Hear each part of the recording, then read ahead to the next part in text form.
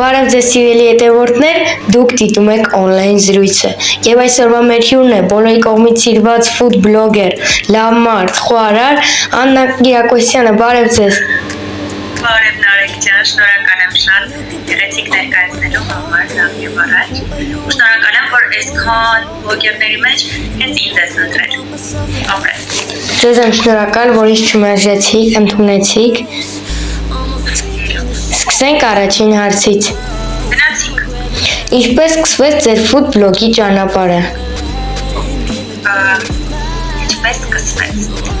Ուրեմն մի քանի տարի առաջ ես երկու անգամ փորձ եմ ունեցել food blog սկսելու,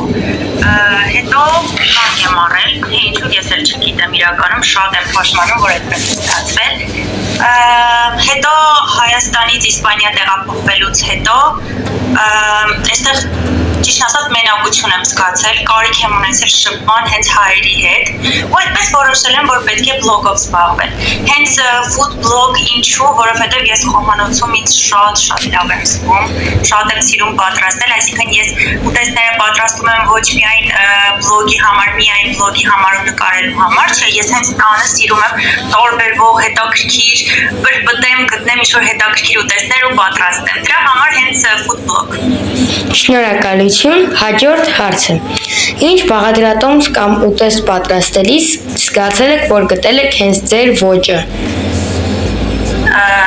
Հիմա ասեմ, ուրեմն ես սկսել եմ հավելյալ սնուցման բաղադրատոմսերից, այսինքն երբ որ փոքրիկս դառավ 6 ամսական, ես սկսեցի փոքրիկների համար առողջ բաղադրատոմսեր նկարել։ Հետո կանգ առա, հասկացա, որ չէ, այդ փոքրիկ բաղադրատոմսերը ինձ համար չեն։ Ես իրականում շատ եմ սիրում ավելի բարդ բաղադրատոմսեր։ Չես հավատա, բայց ես սիրում եմ օրինակ թխվածքներ, որոնք կպատրաստեմ մի քանի ժամ կլինեմ խոհանոցում, դուրս չեմ գա խոհանոցից, դրանք կլինեն մի 10 շերտ եւ այլն, ու կարող եմ ասել, որ ես ամենաշատը սիրում եմ թխվածքներ պատրաստել ու նաեւ մտադրություն ունեմ խորանամ ու դառնամ հենց հրուշակագործ մասնագետ, որովհետեւ ես լրիվ այլ մասնագիտություններ ունեմ, ընդհանրապես կապ չունի խոհարարության հետ իմ մասնագիտությունները, ու այսպես մի բան էլ ասեմ, բլոգը ինձ համար ինչ է, ես կարծես իմ բոլոր մասնագիտությունները այսպես կարողանում եմ մեկ բլոգում ցույց տալ, որովհետեւ բացի food-ից իմ էջում նաեւ կգտնեք օրինակ հումորային վիդեոներ, իմ էջում կան նաեւ երբ ես երգում եմ, որովհետեւ նաեւ երգով եմ զբաղվել ժամանակին, մի խոսքով բլոգը հնարավորություն է տալիս քեզ ցույց տալու տարբեր կողմերից։ Շնորհակալություն, հաջորդ հարցը։ Քանի տարեկան եք, որ սկսեցիք զբաղվել հենց food blog-ով։ Ես դեռ 1 տարի չի լրացել, սկսել եմ անցած տարի փետրվարի 13-ից, այսինքն դեռ 1 տարի չի լրացել ինձ զբաղվում եմ, բայց արդեն 30,000+ հետևորդ ունեմ, ինչպես որ նկատել ես, այսինքն բավականին այսպես մեծ թափով առաջ եմ գնում ու շատ ուրախ եմ այդ առիթով։ Շնորհակալություն, ասեմ, որ իմ մայրիկն է ձեզ դիտում։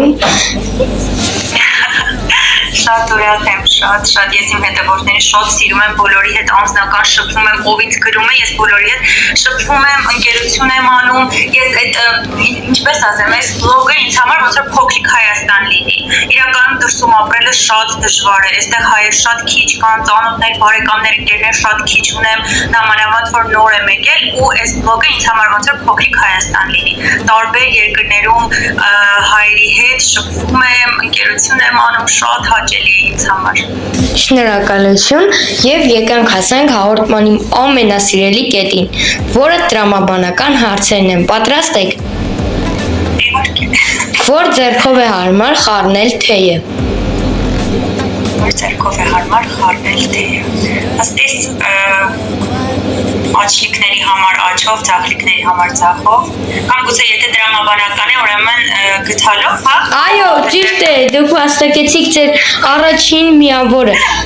Ճիշտ պատասխան, նշեմ, որ հաղորդման ժամանակ գոնե եթե 1 բալ հավաքում եք, դուք արդեն հաղթող եք։ Այդպիսի հեշտ կանոններ ունենք։ Մենք բոլորս հաղթող ենք, ինձ թվում է։ Շնորհակալություն։ Հաջորդ հարցը, որ ապսեից է հնարավոր ոչ մի բան չուտել։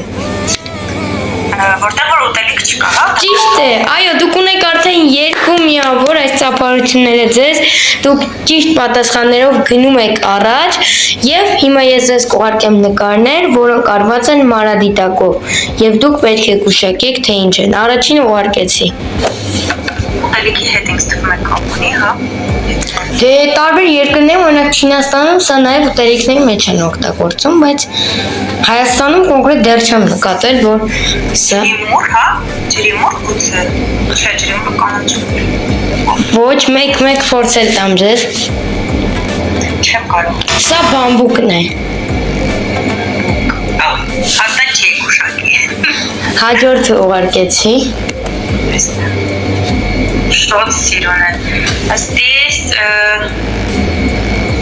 Ցավոք, կամ սմբուկ։ այո, սմբուկ, ես ունեի ասել ցավոք ոչ, բայց դուք ճիշտ գուշակեցիք սմբուկ։ Հետևաբար դուք արդեն ունեք 3 միավոր։ Շնորհավորում եմ ձեզ։ Նկարները այսքանն էր, բայց դեռ ունենք էլի փուլեր։ Գնացիք։ Ինտելեկտուալ փուլին ենք ասել։ Ինչպես է կոչվում Հայ Ձեռագիր Մատյանի ամենախոշոր պահոցը։ Մատենա դարան։ Ճիշտ է։ Բրավո, հաջորդ հարցը։ Եկեք պատկերացնենք, որ առավոտյան որոշել եք ձու խաշել։ Ինչպես կհասկանաք, թե որ ձուն է թարմ։ Հա, դա գիտեմ լայֆհակ, այդպիսի լայֆհակ, եթե ձուն թարմ է լինում, ուրեմն ինքը ավելի ծանր է, ու օրինակ եթե դու դնում ես եփվելու ու դնում ես կացայի մեջ ջրով, ինքը պետք է իջնի հատակին։ Ճիշտ է, այո, բրավո, դուք ճիշտ եք, հուսա մեր հետևորդներն արդեն այդ լայֆհակից կօգտվեն։ Հա, իրականում զատիկի ժամանակ ես այդ լայֆհակից ես էլ եմ օգտվել ու հասկացել եմ, որ այստեղի ձուն միշտ թարմ է, իմիջայլոց։ Շնորհակալություն եւ հիմա եկանք հասանք ծանոթ անծանոթ փուլին։ Այս փուլում ես ձեզ կուղարկեմ ֆիլմից հատված, հայտնի շինությունից եւ մարդուց եւ դուք պետք է գուշակեք թե ովքեր են։ Տղամարդը, Այո, արդեն ճիշտ եք։ ոնքերը գիտա։ Ոչ